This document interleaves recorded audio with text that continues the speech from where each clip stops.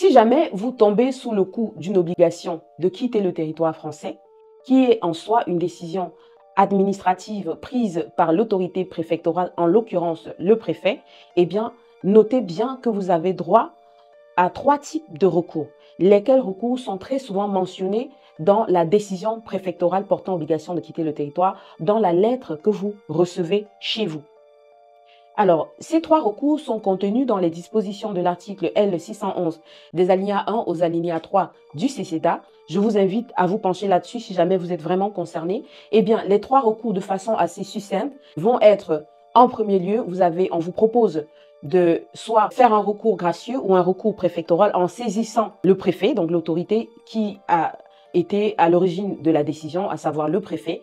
À titre personnel, je ne vous recommande pas de partir sur des recours gracieux parce que si un préfet prend une décision négative à votre encontre, il serait complètement absurde de repartir et redire à la même personne « Bah écoutez, vous avez mal analysé, vous n'avez pas compris, je vous redemande de revenir sur vos décisions. » Non. Le deuxième recours auquel vous pouvez vous pencher, c'est le recours hiérarchique ou le recours ministériel. Là, vous saisissez donc le ministère de l'Intérieur qui est la hiérarchie directe du préfet pour lui faire part de votre situation et escompter au bout peut-être une décision positive.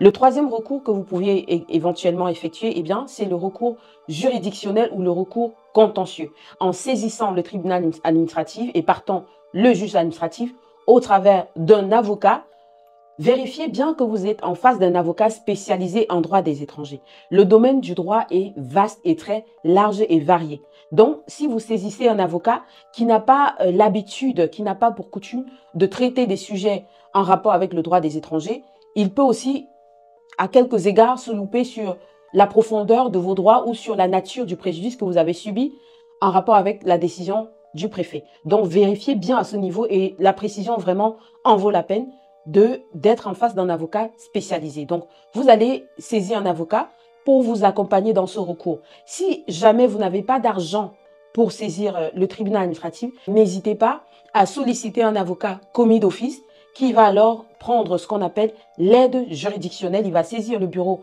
d'aide juridictionnelle pour pouvoir demander pour vous une aide financière pour payer, lui, son travail qu'il fera pour vous afin de vous défendre, de vous représenter au niveau du tribunal.